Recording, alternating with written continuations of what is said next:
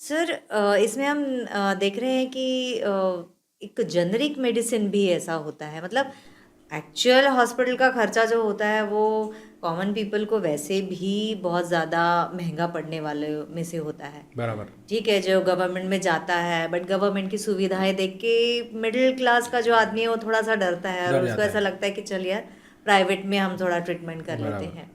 But उसमें जो medicines दी जाती है सर, हमने जेनरिक मेडिसिन के बारे में भी सुना जी। है कि उसका कम कॉस्ट होता है और अलग अलग ब्रांड्स के भी मेडिसिन जी। आते हैं जो हमको डॉक्टर्स प्रिस्क्राइब करते हैं। जी। सर इसके ऊपर आपका क्या कहना है? देखिए, जेनरिक मेडिसिन जो है ये गवर्नमेंट ऑथोराइज मेडिसिन होती है। अच्छा। जो कंपनियां ब्रांड बनाती है वही कंपनियां जेनरिक भी बनाती है। आज मार्केट में आपको सिप्ला कंपनी का ब्रांड मिल जाएगा, तो सिप्ला कंपनी की जेनरिक भी मिल जाएगी। सिप्ला कंपनी का आपको पैरासिटामोल मिल जाएगा, तो जेनरिक का भी पैरासिटामोल आपको मिल जाएगा। आज कोई भी कंपनी मार्केट में ऐसी नहीं है जो जेनरिक नहीं बनाती है। आप रेनबैक से पकड़ लीजिए, सिप्ला पकड़ लीजिए, या कोई भी नामांकित कंपनी आप पकड़ लीजिए, हर कंपनी को जेनरिक बनाना पड़ता है, क्योंकि सेंट्रल गवर्नमेंट का एक नियम ऐसा है कि समाज का हर तबका जो महंगी से महंगी दवाई नहीं खरीद सकता, जी। या सरकारी अस्पताल में इलाज करने वाला जो पेशेंट है जो महंगी से महंगी दवाई नहीं खरीद सकता, या सरकारी कुछ योजनाओं के तहत पेशेंट को मुफ्त में दवाई देनी पड़ती है, वो सभी प्रकार की जेनरिक दवाई इन बड़े बड़े कंपनियों को बनाने के लिए कंपल्शन किया हुआ है। अगर मान लीजिए सभी दवाई अगर ब्रांड रहेगी, जी। तो गरीब तबके का व्यक्ति, मिडिल क्लास व्यक्ति कहाँ जाएगा? तो इसीलिए गवर्नमेंट ने हर फार्मास्यूटिकल कंपनी को एक कंपल्शन किया हुआ है कि आप 40% जेनरिक आपको मैन्युफैक्चर करना पड़ेगा, और उसका डिस्ट्रीब्यूशन गवर्नमेंट अपने लेवल पे जितने भी गवर्नमेंट अस्पताल है, गवर्नमेंट डिस्पेंसरीज है, सुपर स्पेशलिटी हॉस्पिटल्स है, गवर्नमेंट सभी जगह पेशेंट्स को मुफ्त देती है। और साथ ही में अभी गवर्नमेंट की जन धन प्रधान योजना आई है। साथ में हर शहर में आजकल जेनरिक मेडिकल के शॉप खुल चुके हैं। बहुत सारी जो नामांकित कंपनियों के आउटलेट्स खुल चुके हैं, अपोलो हो गया, मेडिप्लस हो गया, जी। ये भी तो आजकल पेशेंट को जेनरिक दे रही है। अगर जेनरिक अच्छी नहीं होती तो क्या पेशेंट खरीदता? नहीं। क्या गवर्नमेंट लाखों करोड़ों रुपए का व्यवहार करके पेशेंट को मुफ्त में जेनरिक देती? एक तरीके से मैडम जेनरिक जो है ये एक ब्रांड का सब्स्टिट्यूट माना जाता है, सॉल्ट होता है। हम्म। जैसे मान लीजिए क्रोसिन हम नाम से बुलाते हैं क्योंकि उसका हमने एडवर्टाइजिंग देखा है टीवी पर बिल्कुल। कि क्रोसिन बुखार के लिए काम में आता है। जी। तो क्रोसिन हमारे दिमाग में बैठ गया है। बिल्कुल। हम दुकान में जाते हैं, क्या बोलते हैं कि सर क्रोसिन दीजिए। हाँ। हम कभी नहीं बोलते सर पैरासिटामोल दीजिए। क्रोसिन का जो कंटेंट होता है ये होता है पैरासिटामोल। आप पैरासिटामोल मांगिए जेनरिक दुकान में, वो आपको पैरासिटामोल देगा। उसका ब्रांड नेम कुछ और रह सकता है, जी। मगर उसका कंटेंट नेम जो होता है, उसका सॉल्ट नेम जो होता है वो पैरासिटामोल होता है। अच्छा। अभी मार्केट में कोरोना का जो काल गया हमारे पीछे, उसमें डोलो 650 चला। जी। डोलो 650 अब ब्रांड नेम है, उसका सॉल्ट नेम या कंटेंट नेम है पैरासिटामोल। ओके। आज अगर डोलो 650 का स्ट्रिप अगर 10 का स्ट्रिप अगर 22 रुपये का है, तो यही स्ट्रिप अगर पैरासिटामोल हमने जेनरिक में लिया तो 10 रुपये का है। एकदम डबल। 15 रुपये का फर्क है। जी। ऐसे ही नंबर ऑफ हमारे जो भी डिसीज़ है, चाहे थ्रोट इन्फेक्शन हो, चाहे लंग इन्फेक्शन हो, चाहे किडनी हो, चाहे लीवर हो, चाहे हार्ट हो, चाहे ब्रेन हो, चाहे बीपी हो, चाहे डायबिटीज़ हो, सभी के ऊपर मार्केट में 99% जेनरिक अवेलेबल है। सर और काम सेम करता है? काम सेम करता है। अगर काम सेम नहीं करता तो गवर्नमेंट पेशेंट को लाखों करोड़ों की दवाई मुफ्त में बांटती। अगर जेनरिक गलत है या उसका असर नहीं हो रहा है, तो क्या सरकारी दवाखाने में दवा डॉक्टर्स पेशेंट को जेनरिक लिखते? एक सवाल है मैडम। आज जेनरिक की जो दवाई है, हमारा भारत देश एकमात्र ऐसा देश है जो 152 कंट्री में जेनरिक सप्लाई करता है। बाप रे। अमेरिका जैसे देश में, कनाडा जैसे देश में जेनरिक कंपल्शन है पेशेंट के लिए। ब्रांड वहाँ पे यूज़ नहीं करते लोग। नहीं करते। एकमात्र हमारा भारत देश ऐसा है जहाँ पे डॉक्टर्स लोगों को कई तरह के प्रलोभन और कई तरह के लालच देकर जेनरिक से दूर किया जाता है और ब्रांड बेचने को मजबूर किया जाता है। सर पेशेंट तो वही लेगा ना जो डॉक्टर्स प्रिस्क्राइब करेंगे। जी बिल्कुल लेगा, क्योंकि डॉक्टर पे भरोसा है ना। बिल्कुल। आज भगवान के बाद हम किसको स्थान देते हैं हमारे जान के लिए? डॉक्टर को स्थान देते हैं। डॉक्टर जो बोलेगा वो हम करते हैं। पहले क्या होता था मैडम, हमारे जब हम छोटे थे, या आप अपने उम्र में छोटे रहे होंगे, या हमारे एरिया में एक डॉक्टर अपना एक छोटा सा क्लिनिक लेके बैठता था, और जब हम कुछ भी उसको बीमारी बताते थे तो वो हाँ। अपने छोटे छोटे डब्बों में से हाँ। एक पुड़ी के ऊपर और 4-4 गोली निकाल के निकाल रखता के, था। हाँ। और सभी जो गोली आपको मिलती थी वो जेनरिक थी। अच्छा। ये किलो के भाव से आती है, ये पाउचेस में आती है। पर जैसे जैसे हम एडवांस होते गए वो पैकिंग में आना शुरू हो गई। जी। पर आज भी, आज के करंट के स्थिति में भी 2024-25 में भी बहुत सारे जो क्लिनिक, सिंगल क्लिनिक चलाते हैं, उन डॉक्टर के टेबल पर आज भी वो डबिया रखी हुई है और आज भी एरिया के पेशेंट को बीमारी के हिसाब से गोलियां चुन चुन के देते हैं। ये आपने देखा होगा। जो उनके पास दवाई नहीं रहती वही दवाई वो बाहर लिखवा के देते रहे। मगर जितने भी सरकारी दवाखाने हैं, जितने भी सरकारी अस्पताल से या डिस्पेंसरी है, आरोग्य सुविधा केंद्र है, वहाँ पे पेशेंट को मुफ्त में कुछ दवाई दी जाती है। वो सभी दवाई जेनरिक होती है, ब्रांड नहीं होती है। मगर जो कंपनियां ब्रांड बनाती है जी। वो जेनरिक का प्रमोशन क्यों नहीं करती? क्योंकि जेनरिक ब्रांड के मुकाबले काफ़ी सस्ती पड़ती है। और अगर जेनरिक का उन्होंने प्रमोशन कर दिया तो सेम कंटेंट की ब्रांड कौन लेगा? अगर आपको पैरास्टामॉल 10 रुपये में मिल रही है तो 25 रुपये की गोली कौन लेगा सेम कंटेंट की? तो डॉक्टर ने प्रिस्क्रिप्शन में उसके सॉल्ट लिखना चाहिए, उसका कंटेंट लिखना चाहिए। ऐसा मेडिकल काउंसिल ऑफ इंडिया नई दिल्ली का जीआर निकला हुआ है। अच्छा। बार बार सभी डॉक्टरों को सर्कुलेट किया जाता है, गवर्नमेंट डॉक्टर्स हो चाहे प्राइवेट डॉक्टर्स हो, सभी को कंपल्शन किया हुआ है कि आप पेशेंट को ब्रांड नहीं लिख सकते। पर वो तो वही लिख के हाँ, आपने पेशेंट को जेनरिक कंटेंट लिखना चाहिए, ऐसा कंपल्शन किया हुआ है। और अगर किसी भी पेशेंट ने, डॉक्टर ने अगर जेनरिक लिखवा कर मांगने के बाद भी जेनरिक लिखवा कर नहीं दिया और ब्रांड देने पर ही जोर किया, तो आप उनकी कंप्लेंट भी कर सकते हैं। उनका डिग्री धोखे में आ सकता है। ऐसा प्रोविजन है, गवर्नमेंट का जीआर निकला हुआ है। मेरे पास उस जीआर की कॉपी है। जी। मगर होता क्या है, डॉक्टर और पेशेंट का जो रिलेशन होता है, ट्रस्ट का रिलेशन होता है। बिल्कुल। डॉक्टर जो बोलेगा वही पेशेंट लेगा, क्योंकि हेल्थ के साथ कोई खिलवाड़ नहीं करना चाहता। और इसीलिए डॉक्टर क्या करता है, उसको जिस कंपनी के एमआर ने आके प्रमोशंस का लालच दिया है या उसको टारगेट दिया है कि सर ये दवाई आप इतनी इतनी लिखिए, तो आपको कंपनी गिफ्ट देगी, आपको प्रमोशन देगी, आपको फॉरेन टूर देगी, आपको ढेर सारा पैसा देगी। तो इस लालच में आकर डॉक्टर अपना हित सोचता है, पेशेंट का हित भूल जाता है।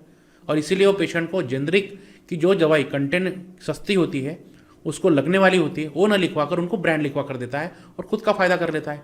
ये टोटल प्रोफेशनल है।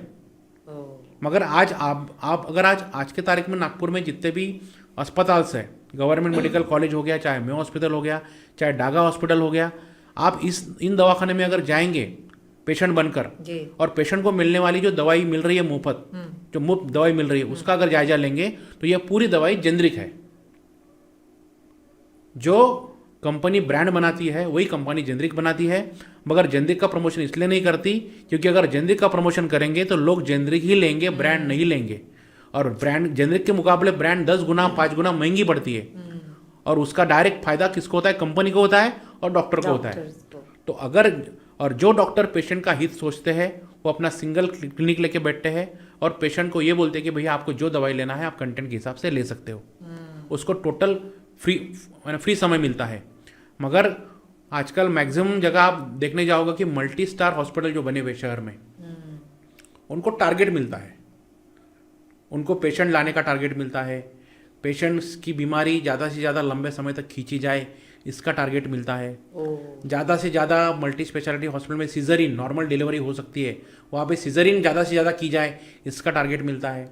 नॉर्मल हार्ट पेशेंट को हार्ट में ब्लॉकेजेस है, ये बहुत कम समय है, ऐसा डरा के नंबर ऑफ उसका काउंसलिंग करवा के डरा के उसका स्टेन डालना ही पड़ेगा, ब्लॉकेजेस बहुत ज़्यादा बढ़ गए हैं, ये सब डरा के काम करने वाले लोगों की टीम भी अलग से बनी हुई है।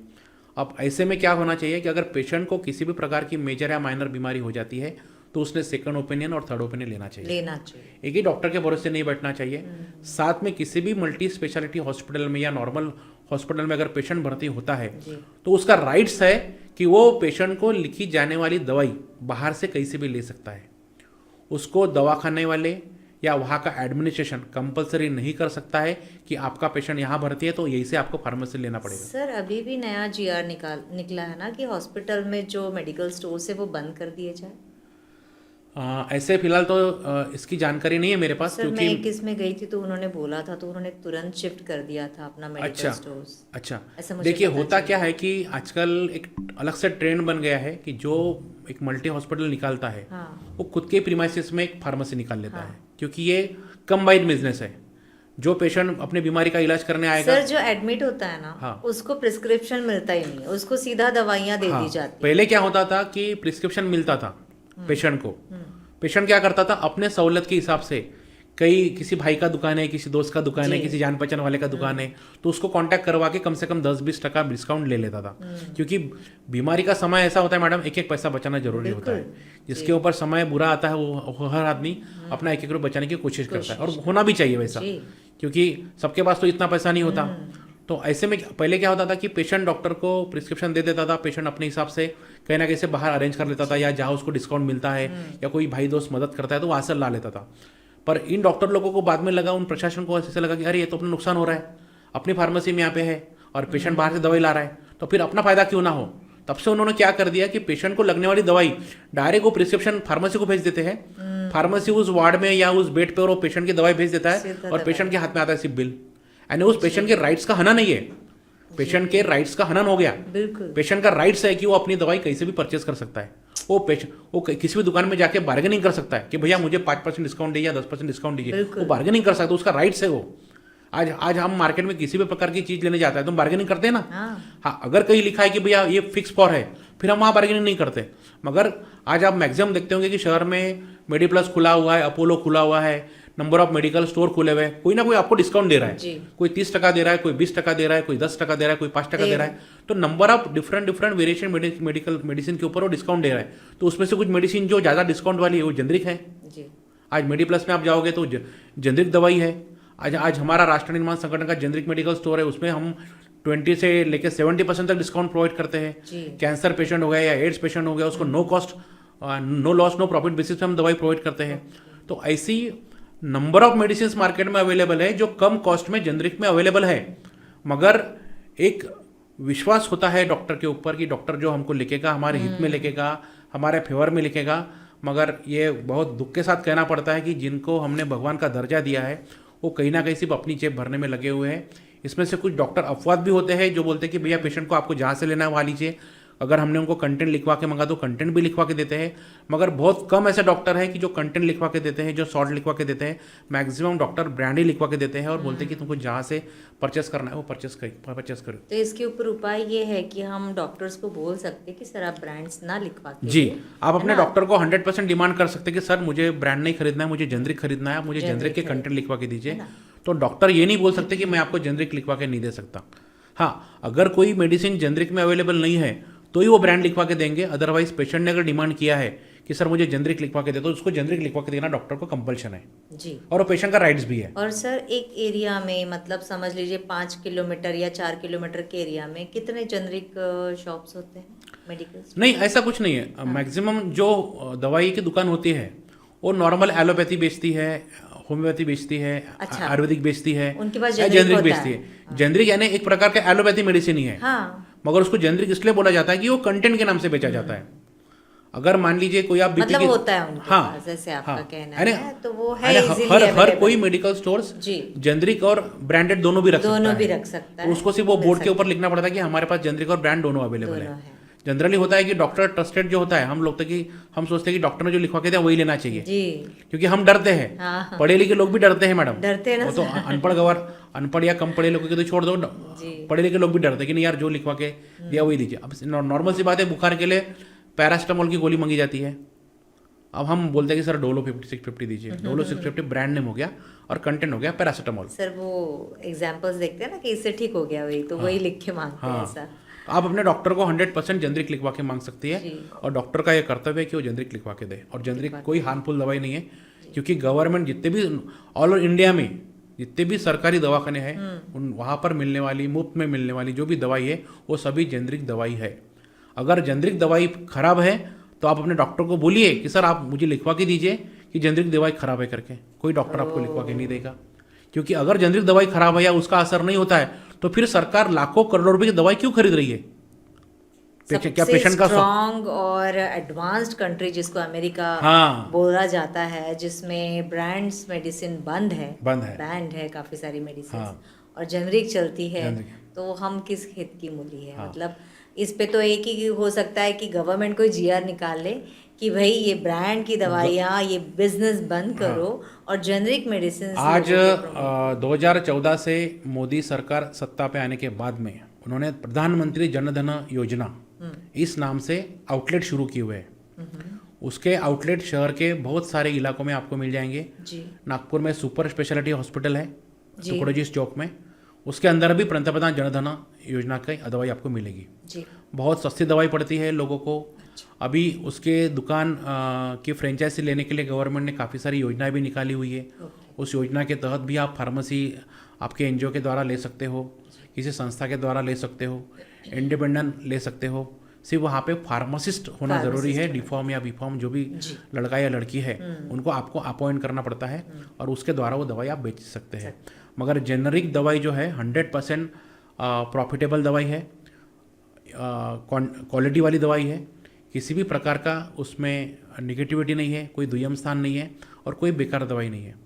आज पूरे भारत भर में अगर अच्छे से अच्छी दवाई कोई होगी तो जेनरिक दवाई है। जी बहुत 10% ही जेनरिक अगर अवेलेबल नहीं होगी तो डॉक्टर ब्रांड लिख सकते हैं। और किसी किसी बीमारी पर जेनरिक का जैसे मान लीजिए असर थोड़ा सा लेट होगा तो ब्रांड का असर थोड़ा जल्दी हो जाता है, 19-20 एक इंची 2 इंची का फ़र्क हो सकता है, मगर दवाई सेफ़ है, कोई फ़र्क नहीं है और हर प्रकार की दवाई अवेलेबल है।